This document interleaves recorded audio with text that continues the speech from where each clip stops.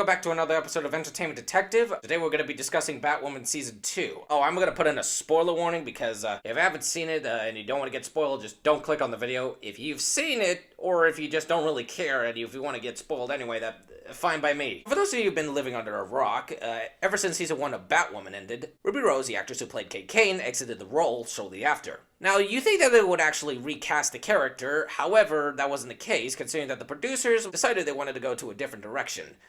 By different direction, adding a new main character for their show. Sort of like a little experiment. This new main character is the name Ryan Wilder, and she's played by Javicia Leslie. And her backstory is that she was a runaway until she found an adopted mother and decided to live in an apartment. Unfortunately, that apartment was filled with thugs, which are the thugs that are related to the Alice in the Wonderland group, which is run by Kate Kane's crazy bitch sister, Alice, or Beth Kane, or whoever the fuck you want to call her, which kind of ties in as an excuse to go after Alice for this season. Now, if you're wondering what are your criticisms about the new character, I'm not upset that they're actually introducing a new character. Actually, I think it's a pretty interesting idea if you think about it. If they want to do something new, that's fine.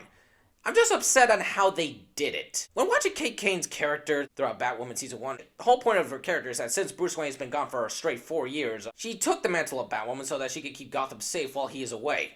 You lost hope. I never will. And since they're going to pull off the same excuse by her cousin, they need to pull off something that is less contradicting. Now, the one thing that I was pretty concerned that they might actually do is they pull off the Ronnie Raymond treatment, which if you guys don't know, it's sort of like this tactic where you kill off a character that has no development for like 1 season. Ronnie Raymond in Flash Season 1 got a little bit of screen time and he didn't have time to develop because he sort of sacrificed himself in the Season 2 premiere. And most of his doppelganger from other Earths seem to get killed as well, so he's kind of like an endangered species from the multiverse. And second, we already have Oliver Queen, a main character of his own TV series, sacrificing himself in Crisis on Infinite Earths. Can't you just let him retire peacefully instead of just killing him off? I mean, heck, Barry Allen was supposed to die in the Crisis, but since his contract is renewed, he has an excuse to get another seasons by having the other Barry Allen take over. So what on earth actually happened in Season 2, Episode 1? Well, to answer your question, I don't know. Kate was actually taking a plane back to Gotham from Metropolis. And of course, for some reason, the plane exploded and crashed. Nobody found the body. Ryan Wilder just found the suit, and she said, you know what, I'm just going to play with this for a while and become a hero on my own. Not even the FBI found her body. We don't even know if she's dead or alive. It's pretty ambiguous. And the problem with that is actually this leads into a plot hole. Because if Kate Kane's not going to return, and she's presumed dead, even though she's probably still alive, and they're not going to focus on that from the show, it's just going to ask people a lot of questions. Like, this isn't good writing. This is just mediocre writing at its finest. And I know a lot of people who sort of dislike the show didn't really like or got into Kate Kane's Batwoman, but I kind of gotten into the show simply because of the emotional attachment between Kate and the other characters. Like Alice, her crazy sister, trying to regain her sanity, knowing that she can't do anything about it, so she decided to lock her up in an asylum.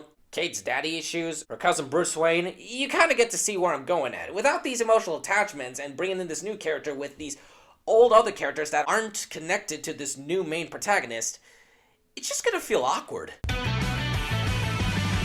Who the fuck is this? Who's he? Who the fuck is this? This is the part of the video where I'm going to talk about of what they should have done. So in Batwoman Season 1, they never even got to finish the entire season as a whole. Ruby Rose explained in an interview that due to the pandemic, they didn't get to finish it. And judging by her experience from the show, she really enjoyed the cast and crew, and she actually got in contact with some of the members. And the reason for her exit is simply because they actually had a discussion between the producers of the show. Well, I didn't just leave. I didn't up and leave.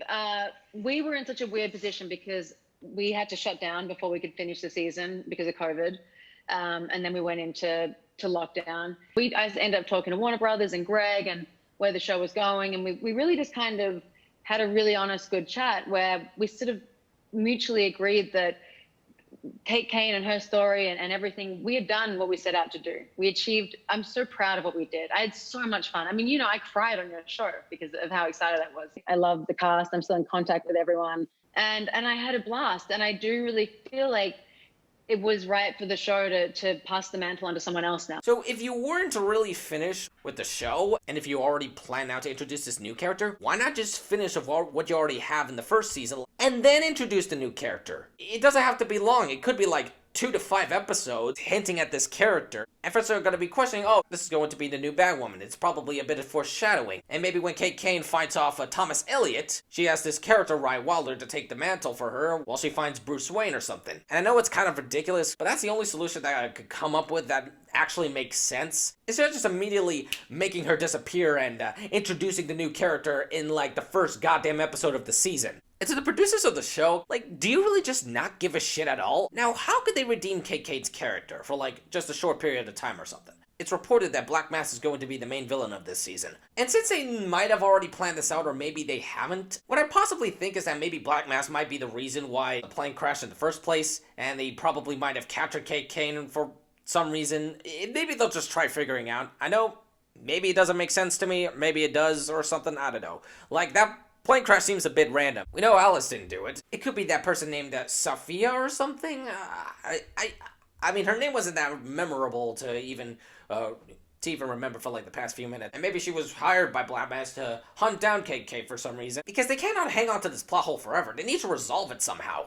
And for some reason, if they ask Ruby Rose to come back for like a short few episodes and she says no, I suggest they should probably recast the character and get an actress that looks like Ruby Rose who can act well, so they can do that particular story. In conclusion, I think they should have just recasted the character, and they should have just taken time to introduce the new character.